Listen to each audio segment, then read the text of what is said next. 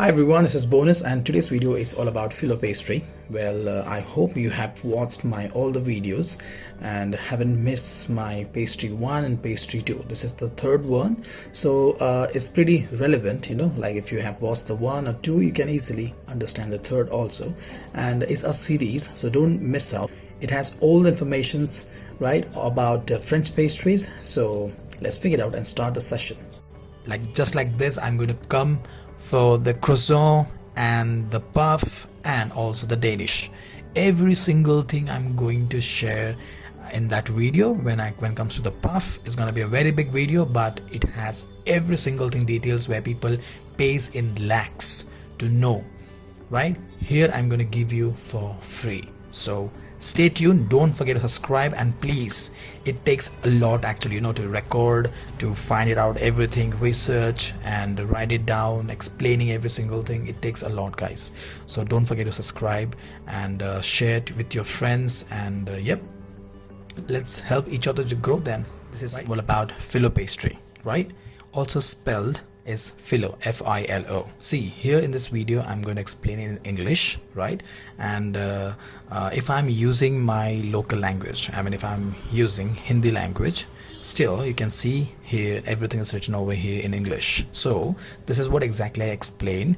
See why I am writing like this and explaining in the paper, because there are a lot of points, right? So before I come and start a video, I don't want to skip any of point, because every single point is important. Because while recording I have to keep in my mind what are the things I wanted to share. That's the reason I write it down everything, and if some of few things if I see, I remember, I can recall easily that what exactly I wanted to add and why I have added this point here and this. That is the only reason I write it down, so everything will be clear for you, and also you can zoom and you can see every single thing here, whatever I have written over here. You guys clear? So that's the reason I have going through this way, writing and explaining you. Clear? So here today is all about Phyllo, right? Which is spelled as Phyllo, F-I-L-O, which means a leaf in Greek. Clear? So this means leaf in Greek, means very very thin, like a leaf. That's the reason we say leaf to the Phyllo, which means a leaf in a Greek is a super thin, you can see here, super thin unleavened sheet. Unleavened sheet. Unleavened means it doesn't have any leavening agent. You know what exactly leavening agent means? Leavening agent means which helps to proof, or you can say for example, you can say yeast. So we don't really use yeast in this dough. Clear? So we don't have any leavening agent here, and this dough contains a very little fat. Fat means here it can be say oil. Here we don't add any butter, right? Only use a little bit of oil, just a little bit of oil. Clear? Phyllo dough is made with flour, water and a small amount of oil. Clear here? So this dough, the Phyllo dough, we made with the help of the flour, water and small amount of oil or white vinegar. Why we use white vinegar? Because the vinegar helps gluten strands to give a little flexible, kind of a elastic and flexible, right? Vinegar actually helps the gluten to give a little bit strength, so it can stretch perfectly. That is the only reason we use vinegar here. Although some of recipe have also egg yolk. Depends what kind of a recipe you want to make, because when it comes to the market, we want to sell our product, and we also want to do without yolk, if the Phyllo sheet is good and good to go. So why to add extra money on this? Yeah, if you're looking for something extra richness, looking for something else, because you're going to sell the Phyllo sheet in a very expensive way, then you can afford this, right? Egg yolks. Otherwise, if flour, water, oil is just enough, then I don't think so that you'll be looking forward for this. Then I don't think so that you're gonna go for the egg yolk. But some of your recipes use the egg yolk for that reason, just for to know people use egg yolk in the Phyllo sheet. So when you want to buy, if you're looking for something pure veg, please go to the ingredients, figure it out, just go and check, is it an egg or eggless? Clear? So the next, here I have a note. Preparing this dough depends on the development of the gluten from the protein in the flour. See, this is very, very important. I have already said in my lot of videos that when it comes to dough kneading process or something like that, depends what kind of flour you're using. There's only one thing which is really, really important is the gluten, right? How much gluten it has, I mean your flour has. That is the important ingredients, because phyllo is a very thin sheet, a super thin sheet, right? So if you want to make that thin, if your gluten is good, then only you can achieve this super thin, otherwise not possible, right? That is the only reason I am focusing here, that depend on the gluten of your flour, then you can achieve this super thin. Clear with this? So focus that what kind of a flour you are using to make phyllo. Use a good amount of gluten flour, right? I mean the flour should have a good amount of gluten percentage, then you can achieve this phyllo at home or through machine or something, that I mean whatever medium you're using, whatever medium you're using to make this phyllo sheets. Let's figure out the characteristics of this phyllo unleavened pastry dough, right? There is no yeast in it. It's going to be a simple flour, water and salt and a little bit of oil and a little bit of vinegar. Unleavened pastry dough used to make sweet or savory baked goods. So here you can see the phyllo is not just for savory, as well as where you can make sweets also. So phyllo is a versatile thing where you can use for sweet and for savory, right? Extremely thin sheets and a flaky crispy texture when baked. This is phyllo. This phyllo is very, very thin, very, very super thin, right? So when we bake it, the texture is going to be very crispy, flaky, right?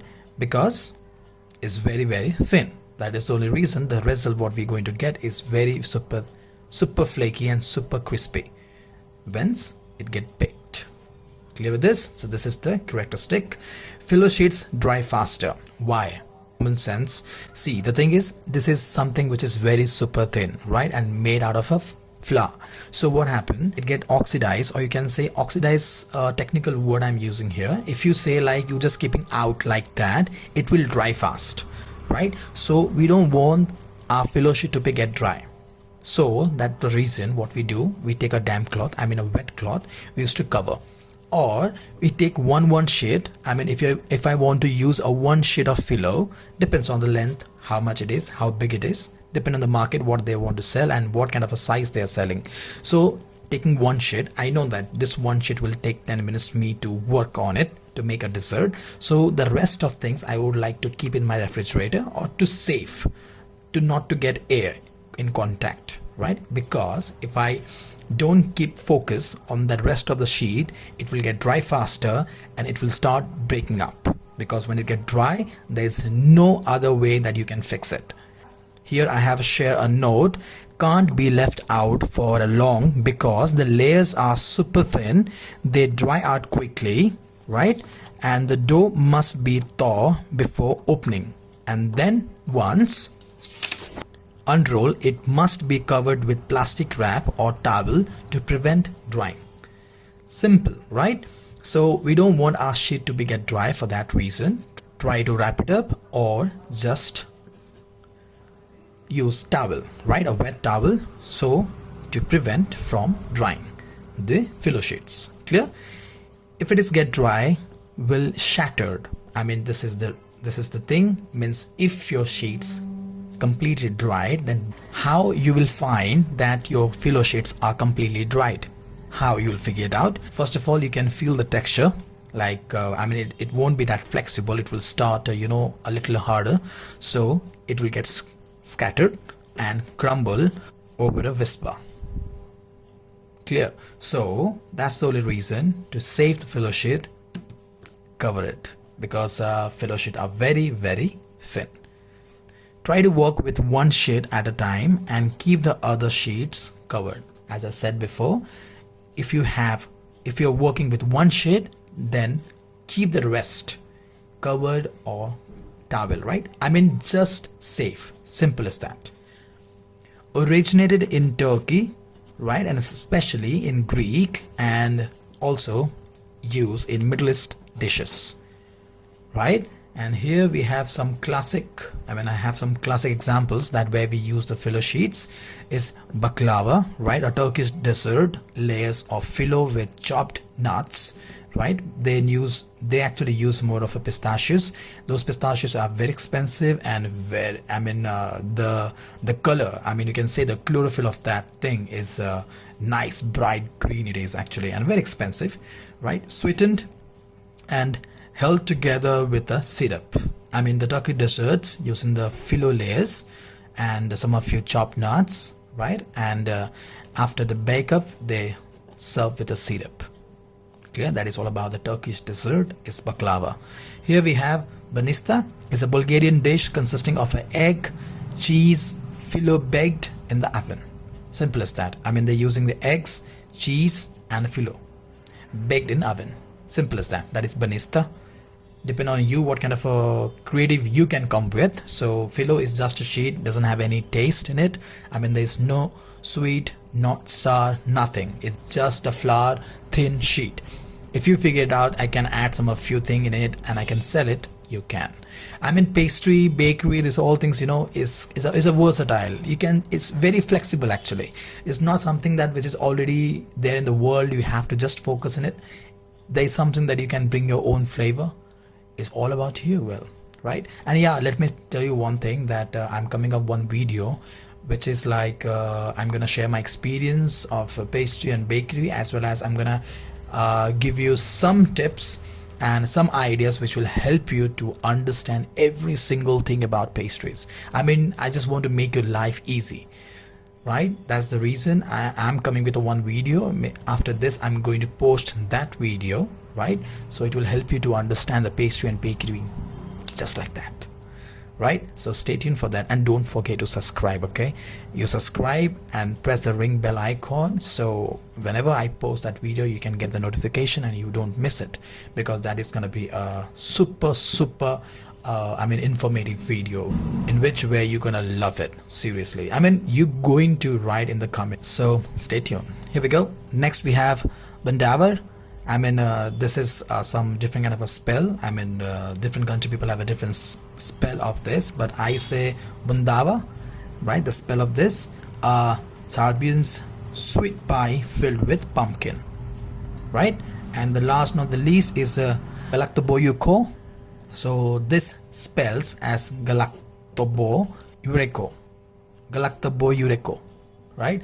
And if you see, you can check also from Google the pronunciation of this, because this is very hard. So when I was working in hotels, I was to use as a galaktoboyuko. I used to say like galacto, just a galacto. So people like, okay, fine, I got it, what exactly you want to share or what exactly you want to tell, right?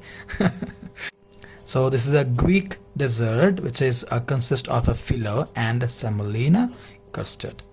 Simple as that. This is versatile. Make your own dish out of it. Phyllo pastry is nice and crispy, right, once you bake. So whatever you want to add, savory or dessert, you can. I hope you guys clear with this about the phyllo. Just like this, I'm going to come for the croissant and the puff and also the Danish. Every single thing I'm going to share in that video. When it comes to the puff, it's gonna be a very big video, but it has every single thing, details where people pays in lakhs to know, right? Here I'm gonna give you for free. So stay tuned, don't forget to subscribe, and please, it takes a lot actually, to record, to find it out everything, research and write it down, explaining every single thing. It takes a lot, guys. So don't forget to subscribe and share it with your friends, and yep, let's help each other to grow then, right? I'll see you in the next informative video. Till then, Phyllo Pastry. Bye bye.